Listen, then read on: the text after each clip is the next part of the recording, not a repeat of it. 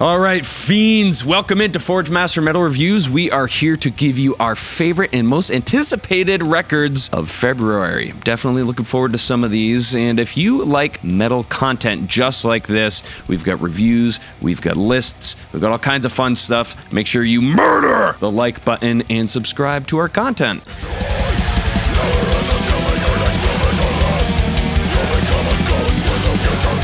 Top of the line, we're going to start beginning of February 4th, albums Corpsegrinder's self-titled. Should be pretty good. Excited about this one. What do you think? Yeah, man, I really don't know what to expect besides just ripping death metal songs, you know, rip off your head, shit down your neck type of thing. Front to back, I don't know if I'll be listening to it too much, but I'm sure that there's going to be a few awesome songs on here. And a lot of guest musicians, I'm sure, which is pretty sweet.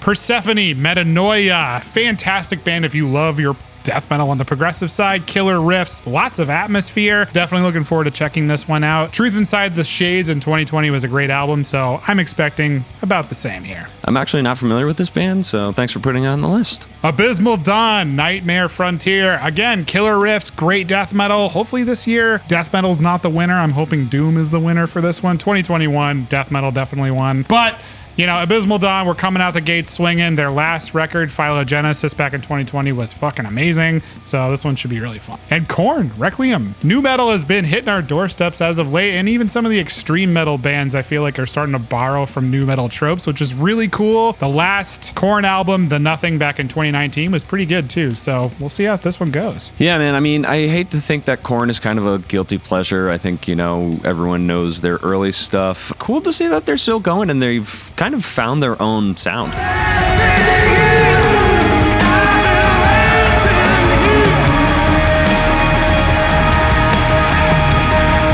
February 11th, we've got Zeal and Ardor to start off with.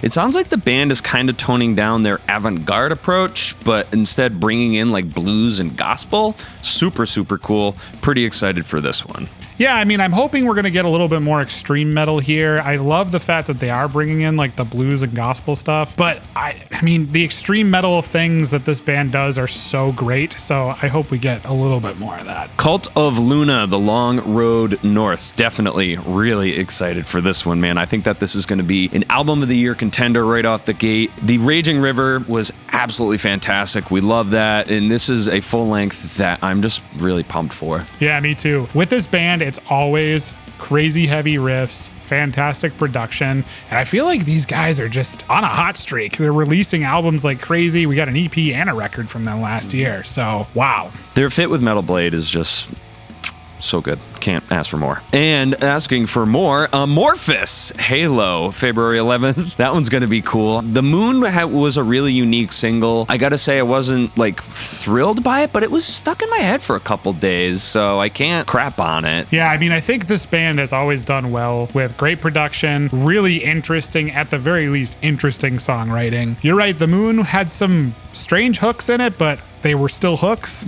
So we'll see how this album goes. I mean, they're going on tour, so this will be great. Voivod, Synchro Anarchy. The Canadian thrash prog masters are back. This is going to be a Voivod record. It's going to be awesome. Whether or not you listen to it a ton of times, I'm not sure I will, but I'm at least going to spin it once. It's going to slay. I'm stoked. Napalm Death is coming out with an EP. Resentment is always seismic, a final throw of throws. Their last album in 2020 was fucking bananas. It was one of the best records of the year. This is still one of the most violent and disgustingly evil and punishing bands, and they proved that with their last release back in 2020. I'm sure that this is going to come out swinging. Can't wait for it.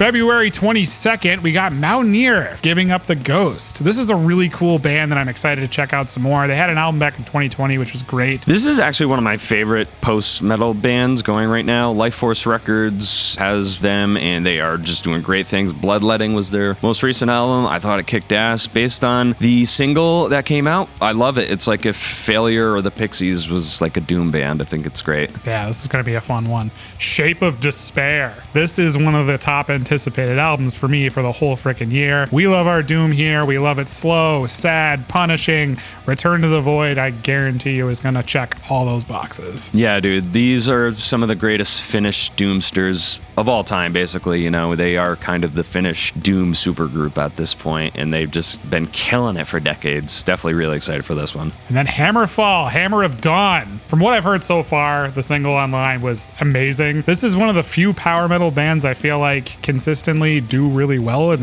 they do it for me, so I'm excited for this one. Yeah, dude, there's bound to be a couple fist-pumping tracks on here. Get ready to add some great Hammerfall songs to your playlist. And then Immolation, Acts of God. To be honest, don't kill me here. From what I've heard of the singles, I was kind of disappointed. They're a little meh. Yeah. But they did up their production game. So we'll see what happens. I mean, maybe the singles were just sort of meh and the rest of the record's still pretty good, but it's Immolation. I'll check it out. Yeah, we're definitely going to check it out, but I definitely feel the same way. I think that they could have, I don't know why they released those singles, but they did, and here we are. But, you know, I think their last record was awesome, so we won't sleep on it. Scream for me, screamer.